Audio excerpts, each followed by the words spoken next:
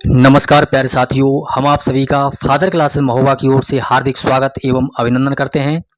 साथियों, आइए आज हम आपके लिए बहुत ही महत्वपूर्ण क्वेश्चन लेकर आए हैं वायरमैन सेकेंड ईयर के लिए, जो कि आपको 100% सफलता दिलाएंगे। तो आइए शुरू करते हैं। क्वेश्चन नंबर पहला, how many earth continuity conductors should be provided from the machine to panel board and to the main earth electrode. Machine से पैनल बोर्ड और मुख्य अर्थ इलेक्ट्रोड को कितने अर्थ कंटिन्यूटी कंडक्टर प्रदान किए जाने चाहिए? तो साथियों, इसका ऑप्शन A3 बिल्कुल सही हो जाएगा। 2। Question number second, which size GI conductor is use for earthing to the motor for from the main electrode. साथियों, हम आपको रिवीजन करवा रहे हैं, इसलिए थोड़ी जल्दी जल्दी जो है क्वेश्चन बताएंगे आपको। क्वेश्चन नंबर दूसरा दिया है, which size of GI conductor is use for earthing to motor from the main electrode. मुख्य इलेक्ट्रोड से मोटर के लिए अर्थिंग के लिए GI कंडक्टर के किस आकार का उपयोग किया जाता है? तो इसका दूसरे का हो जाएगा A3 यानी कि 8SWG इसका सही आंसर है। क्वेश्चन नंबर तीसरा, how many earth is we provide for AC 3 phase induction motor. एक AC 3 फेज इंडक्शन मोटर के लिए कितने अर्थ प्रदान किए जाते हैं?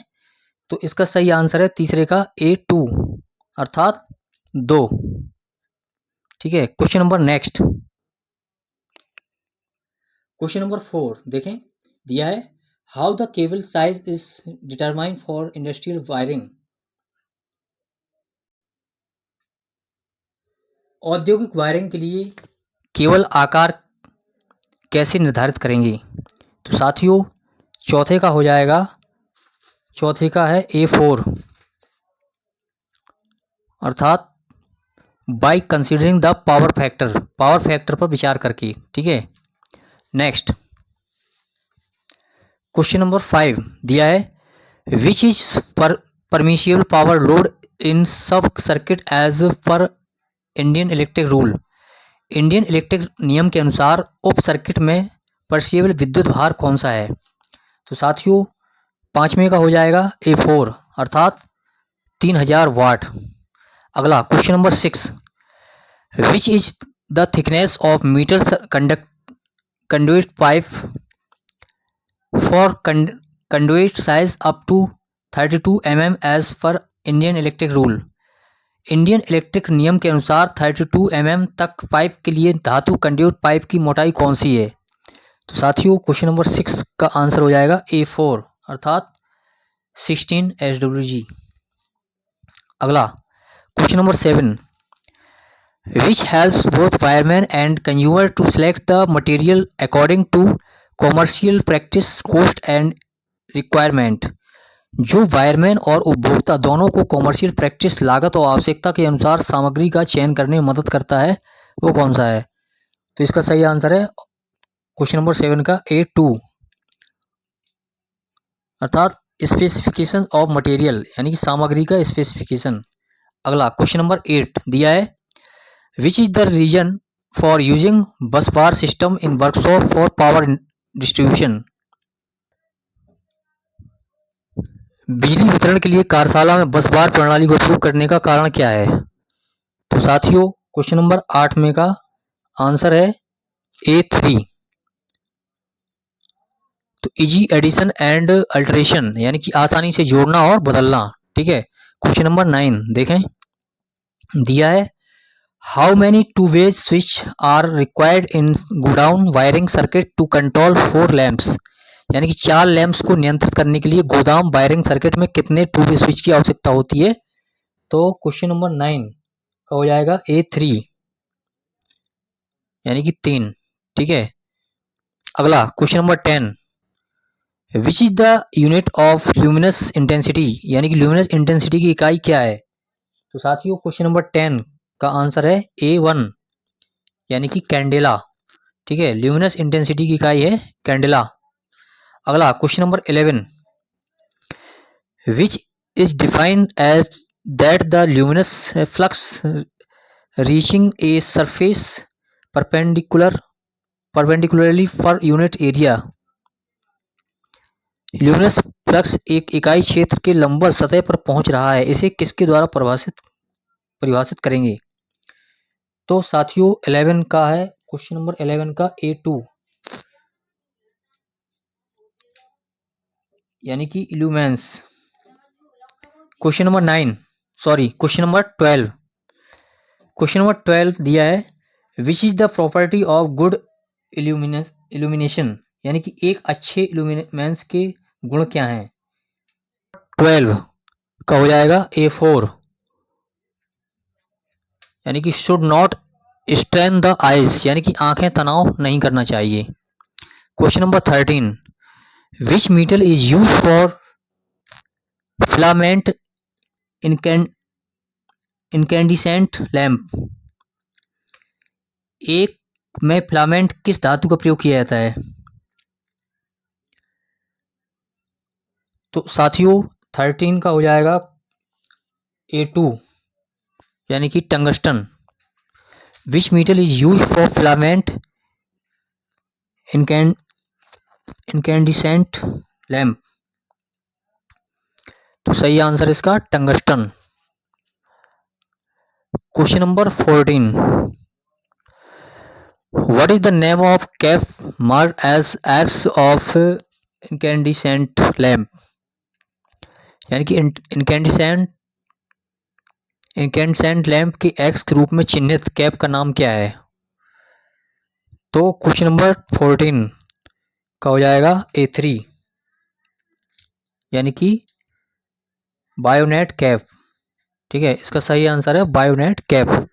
अब है क्वेश्चन नंबर 15 दिया है, which is quoted in the tungsten filament of fluorescent tube lamp, fluorescent tube lamp के टंगस्टन फिलामेंट में क्या लेपित होता है? हाँ साथियों, इसका सही आंसर हो जाएगा 15 का A1। ठीक है, यानी कि barium and strontium oxide, barium और स्ट्रोंशियम ऑक्साइड, A1 सही है। अगला क्वेश्चन नंबर 16 दिया है, what is the expansion of CFL, यानी कि CFL का विस्तार रूप क्या है? ठीक है, CFL क्वेश्चन नंबर 16 का है A4। CFL का फुल फॉर्म होता है compact fluorescent lamp, compact fluorescent lamp. ठीक है, क्वेश्चन नंबर 17 दिया है, how stroboscopic effect is prevent in industrial twin tube light fitting, यानी कि औद्योगिक ट्विन ट्यूब लाइट फिटिंग में स्ट्रोबोस्कोपिक प्रभाव को कैसे रोका जाता है? तो क्वेश्चन नंबर 17 का सही आंसर हो जाएगा A3 यानी कि by connecting a capacitor series with one tube, यानी कि संधारित्र श्रृंखला को एक ट्यूब से जोड़कर। क्वेश्चन नंबर 18 दिया है, which type of fluorescent tube lamps are use for dimming and flashing circuit, किस प्रकार के फ्लोरोसेंट ट्यूब लैंप का उपयोग डाइमिंग और फ्लैशिंग सर्किट के लिए किया जाता है? तो साथियों क्वेश्चन नंबर 18 का हो जाएगा A2 अर्थात rapid start fluorescent tube lamp, rapid start fluorescent tube lamp इसका सही आंसर हो जाएगा। Question number 19, which position the MA type HP MV lamp is to be hung for lighting, यानी कि प्रकाश व्यवस्था के लिए MA type HP MV lamp को किस स्थिति में लटका दिया जाए? तो साथियों इसका सही आंसर हो जाएगा 19 का A2 यानी कि वर्टिकली, ठीक है, वर्टिकली रूप में इसको जो है लटका देंगे। Question number 20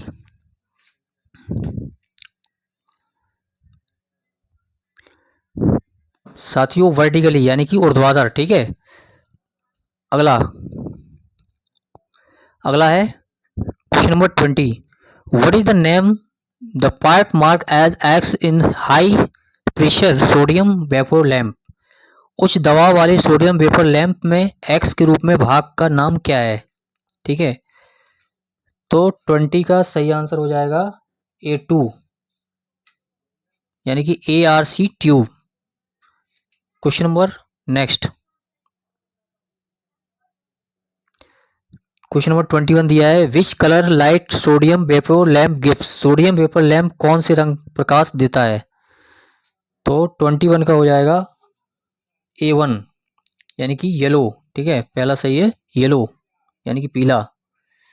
question number 22, which part of sodium vapour lamp fittings provides the igniting voltage initially and acts as choke for limiting the current subsequently। Sodium वाष्प लैम्प फिटिंग का कौन सा भाग प्रारंभ में इग्निशन वोल्टेज प्रदान करता है और बाद में करंट को सीमित करने के लिए चोक का काम करता है? तो साथियों क्वेश्चन नंबर 22 का हो जाएगा A2 यानी कि लीकेज ट्रांसफार्मर। अगला क्वेश्चन नंबर 23 दिया है, which is represented by the symbol, यानी कि प्रतीक द्वारा किसका प्रतिनिधित्व किया जाता है? ठीक है, इस प्रतीक से किसका प्रतिनिधित्व किया जाता है? देख सकते हैं चित्र को आप, ये चित्र बना हुआ है देखें। तो साथियों क्वेश्चन नंबर 23 यानी क्वेश्चन नंबर 23 का सही आंसर हो जाएगा आपका A4 यानी कि LED। ठीक है, LED।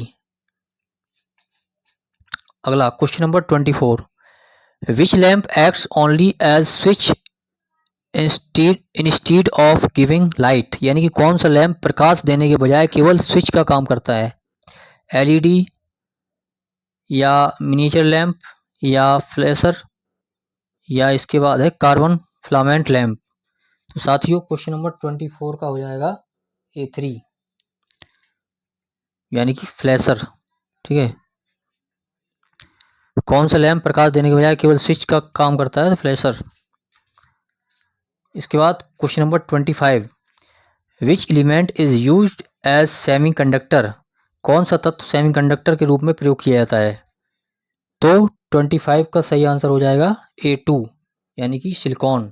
ठीक है, हाँ देखें नेक्स्ट क्वेश्चन 26 दिया है, how the n type semiconductor is form, यानी कि एन प्रकार सेमीकंडक्टर कैसे बना है? तो साथियों क्वेश्चन नंबर 26 का सही आंसर हो जाएगा A2 यानी कि silicon with antimony, silicon antimony के साथ। ठीक है, क्वेश्चन नंबर 27 यानी question number 27, which element is used as impurity to provide n type semiconductor, कौन सा तत्व एन प्रकार सेमीकंडक्टर प्रदान करने के लिए इम्प्योरिटी के रूप में प्रयोग किया जाता है? तो साथियों 27 का सही आंसर हो जाएगा A1 यानी कि आर्सेनिक। ठीक है, इसका सही आंसर है आर्सेनिक। अगला question number 28, how the P type semiconductor is form, यानी कि पी प्रकार का अर्धचालक कैसे बनाए जाते हैं? तो 28 इसका सही आंसर है A2 यानी कि सिलिकॉन विथ एल्युमिनियम। ठीक है, सिलिकॉन विथ एल्यूमिनियम